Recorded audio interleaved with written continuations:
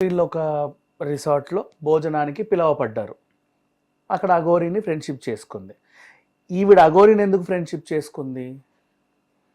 అక్కడ అంతమంది ఉంటే ఈ వింత క్యారెక్టర్నే ఫ్రెండ్షిప్ చేసుకోవాలని వీడికి ఎందుకు అనిపించింది?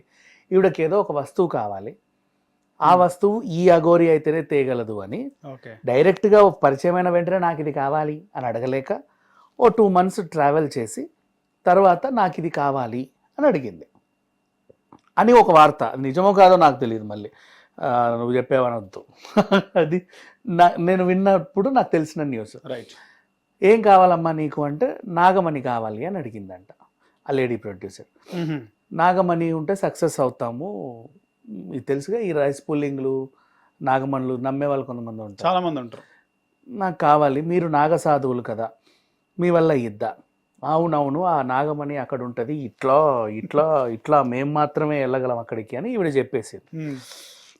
సరే అంతే, ఎంత 10 లక్షలు అవుతుంది, ముందు 5 లక్షలు అడ్వాన్స్ ఇవ్వు, తర్వాత మిగతా 5 ఇవ్వు.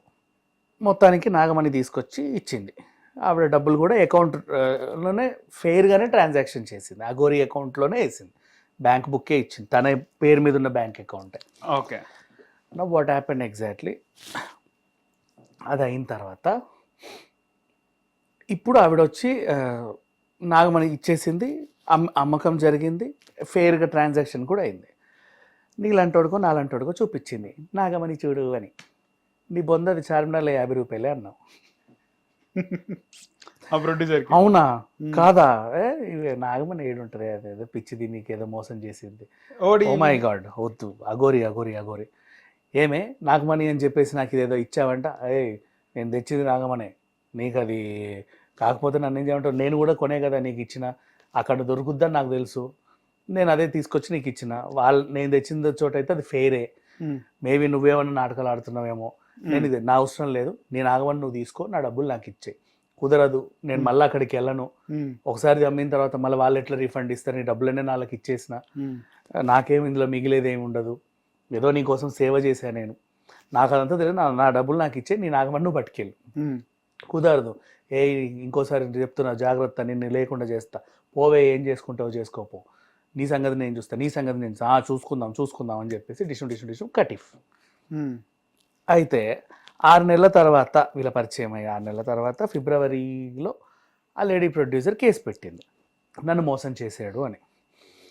కేసు పెడితే ఎలా మోసం చేశాడు, నాకు ఏదో నాగమణి అమ్మాడు అండ్ ట్రాన్స్ఫర్ అయ్యింది డబ్బులు, నాకు ఏదో ఫేక్ ఇచ్చాడు. నాగమణి కొనడం కూడా అది క్రైమే కదా.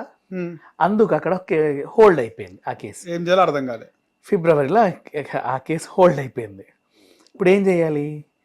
ఎందుకంటే అఘోరి మీద ఫిబ్రవరిలో ఎఫ్ఐఆర్ ఫైల్ అయితే మార్చ్ అండ్ ఏప్రిల్లో మన ముందే తిరిగింది. మరి ఎవడు ఎందుకు అరెస్ట్ చేయలేదు? 41 CRPC నోటీసులు ఇచ్చి కనీసం విచారణకు రమ్మని ఎందుకు అడగలేదు? బికాస్ కేసు పెట్టిన వాళ్ళే దాన్ని విత్డ్రా చేసుకున్నారు కాబట్టి ఇది అవ్వాల. నెక్స్ట్ ఈమెకి ఎలా ముందుకెళ్ళాలి, దీన్ని ఏం చేయాలి అని రగిలిపోతూ ఉంది. 10 లక్షలు నాకు కావాలి. ఈ టైంలో ఏం జరిగింది, అఘోరి శ్రీవర్షిని ఎపిసోడ్ రావడం, తర్వాత అఘోరి మొదటి భార్య అని అఘోరిని యాంటీగా ఫీల్ అయ్యే 2 క్యారెక్టర్లు ఉన్నాయి. అఘోరిని బేస్ చేసుకునే ఫేమస్ అయిన క్యారెక్టర్స్ ఇవి. తిడతా ఇది ఫేకు, ఇది ఫేకు, ఇది ఫేకు.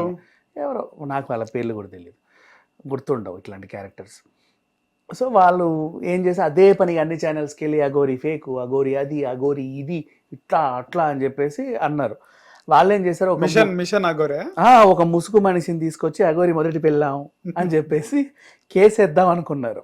వీళ్ళకి సహకరించాడు ఒక మంచి లాయర్, అడ్వకేట్. వీళ్ళు అలా పోలీస్ స్టేషన్లు తిరుగుతూ ఉంటే ఈ లేడీ ప్రొడ్యూసర్కి ఈ దారి భలే కనిపించింది, ఇదేదో బాగుందే అని చెప్పేసి వాళ్ళని అప్రోచ్ అయ్యి ఇలా కేసు పెట్టాలి, ఏం చేద్దాం, యోని పూజ అని చెప్పు, అప్పుడు కేసు తీవ్రత భలే ఉంటుంది, నీ దగ్గర ట్రాన్సాక్షన్స్ ఉన్నాయిగా, దొంగ పూజ చేసిందని కథం, అంతే, నాగమణి పూజ కాదు ఇది, నేను పెడతానని చెప్పేసి అన్నట్టుగా ఒక న్యూస్. నిజంగా నాగమణి ఉందో లేదో నాకు తెలియదు. నాగమణి స్టోరీని ఈ యోని పూజ లాగా, ఒకవేళ నిజంగా యోని పూజ జరిగినట్టు కూడా అనిపిస్తుంది. ఎందుకు చెప్పనా, 5 lakhs ట్రాన్స్ఫర్ చేయాలి, యాక్చువల్ 10 లక్షలు, 480 చేసింది సెకండ్ టైం, 9.80 అయింది. ఆ 20,000 ఏంటి అని అడిగితే ఉజ్జయినిలో నాకు పూజ చేయడానికి తీసుకెళ్ళింది, ఆ ట్రావెలింగ్ ఖర్చులు నేను పెట్టుకున్నా, అందుకే మైనస్ చేశానని చెప్పింది. అట్లా చూసుకుంటే కరెక్టేగా. అవును మరి ఏమో తెలియదు, Right. ఇది ఏదైనా నిజమో అది నిజమో. రైట్. మొత్తానికైతే ఈమె డబ్బులు అఘోరి అకౌంట్కి లీగల్గా ట్రాన్స్ఫర్ అయ్యాయి. అవును మన దగ్గర ఆ ప్రూఫ్ ఉంది. ఉంది. ఆ ప్రూఫ్ పట్టుకొని ఆవిడ కేసు వేసింది, కోర్టుకు కావాల్సింది ఎవిడెన్స్ కాబట్టి ఆవిడ అరెస్ట్ చేశారు.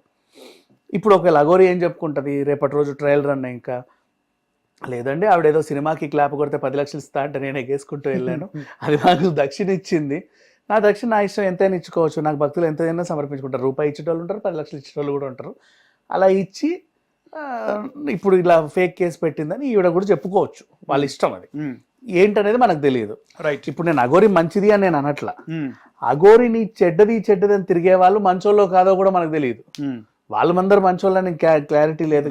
ఆమె నిజంగానే నాగమణి కొనిందో లేకపోతే యోని పూజ చేసుకుందో ఇంకేం చేసిందో తీసుకుందో తెలియదు మనకి.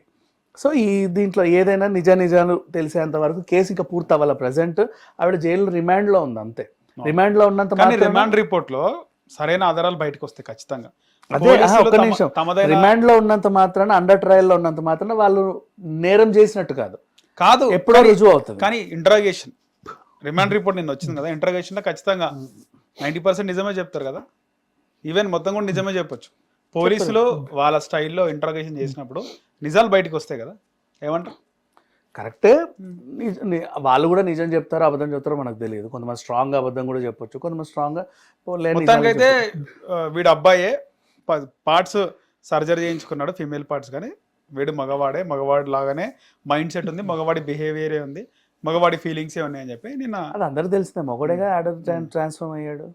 ఇప్పుడు తెర మీదకి వచ్చిన కొత్త న్యూస్ ఏంటంటే వాళ్ళ ఊర్లో చిల్లర దొంగతనాలు చేసుకుంటూ తిరిగాడు. అక్కడో చెంబు, ఇక్కడో తపేలా, అక్కడేదో అమృతాంజను, ఇక్కడేదో సోడా బాటిల్, అన్ని దొంగతనాలు చేసుకుంటూ తిరిగాడు.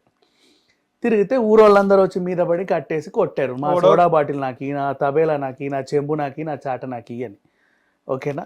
అలా కొట్టడం వలన ఒక ప్రైవేట్ పార్ట్ డ్యామేజ్ అయింది. ఎలాగూ డ్యామేజ్ అయింది కదా అని చెప్పి ఆపరేషన్ చేయించుకున్నాడు. వీడు ఒక చిల్లర దొంగ అన్నారు, వాళ్ళ ఊర్లో చేశాడు. అంతవరకు బాగానే ఉంది ఈ స్క్రిప్ట్, నైస్. ఇప్పుడు అసలు విషయానికి వెళ్తే ఆ ఊరు అఘోరి ఊరు ఏదైతే ఉంది, ఇప్పుడు అఘోరి ఎపిసోడ్ 1 year నుంచి నడుస్తుందిగా. ఒకసారి ఊరికి వెళ్దాం. 6 months బ్యాక్ నేను పెట్రోల్ పోసుకొని నిప్పంటించుకుంటా, ఆత్మాహుతి చేసుకుంటా అన్న టైంలో అఘోరిని తీసుకెళ్ళి వాళ్ళ ఊర్లో గృహ నిర్బంధం చేశారు. అవును. అక్కడి నుంచి సైలెంట్గా ఆమెను పంపించేశారు. అవును. గృహ నిర్బంధం చేసిన టైంలో మీడియా అందరు వెళ్ళారు, అఘోరి అఘోరి అఘోరి అనుకుంటూ మైకులు పట్టుకొని. ఆ ఊరు వాళ్ళందరూ కంచెలా ఏర్పడి మీడియా వాళ్ళు మా ఊరికి రావద్దు అని చెప్పి బెదిరించారు. తెలుసుగా నీకు ఈ సిచ్యువేషన్. మరి అప్పుడు ఆ ఊరు వాళ్ళందరూ అంటే అఘోరి వైపు నిలబడ్డట్టే కదా. అవును. సో అఘోరి వైపు ఊరంతా నిలబడింది అంటే అఘోరి ఊర్లో చిల్లర దొంగ కాదుగా. 6 నెలల అఘోరి మనుషులు కూడా అనుకోవచ్చు కదా. అనుకోవచ్చు. ఊరు మొత్తం నుంచి అంటే ఒక 50 మంది వచ్చారు. ఓకే, దాంట్లో అఘోరికి అన్నదమ్ములు ఉన్నారు, వాళ్ళ ఫ్యామిలీ ఫ్రెండ్స్ ఉంటారు. ఓకే, వాళ్ళ మనుషులే అనుకోవచ్చు కదా. వాళ్ళ మనుషులే అనుకుందాం. అదే ఊర్లో చిల్లర దొంగతనం చేసి పారిపోయింది కదా అఘోరి. చాలా రోజులతో వస్తే మరి నా చెంబు నాకి, నా చాట నాకి అని ఎవరు అడగలేదే. సరే ఫోన్లో అడిగితే అది ఎక్కడ పెట్రోల్ పోసుకుంటుందని భయపడి ఉండొచ్చు. డన్. అండ్ ఇది జరిగి 6-7 నెలలు అయింది.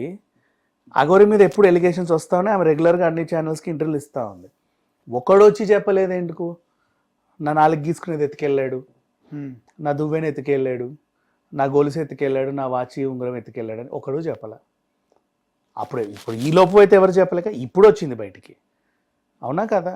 నెక్స్ట్ సరే చిల్లర దొంగే, ఊరోళ్ళందరూ కలిసి కొడితే పార్ట్ డ్యామేజ్ అయ్యింది. ఎక్కడైనా దొంగ దొరికినప్పుడు ఊరోళ్ళందరూ ఎందుకు కొడతారు? నాది నాకి, మా ఇంటి నాది నాకి. కొట్టిన తర్వాత వాడిని పోలీసులకు అప్పచెప్తారుగా. సార్ ఇవి నీకు దొంగను పట్టుకున్నాం సార్, కొట్టాము, ఇదిగోండి మాకు ఇప్పించండి, ఇదిగోండి దొంగ మేము అప్పచెప్తున్నామని. మరి అప్పుడు కేసు నమోదు అవ్వలేదు. పోనీ వీళ్ళు పెట్టకపోయినా పాపం అని రోడ్డు మీద కొట్టి వదిలేసిన అఘోరి పేరెంట్స్ అయినా కేసు పెడతారుగా, మా వాడిని చితకబాదారు అని. సో అటు అది జరగలేదు, ఇటు ఇది జరగలేదు.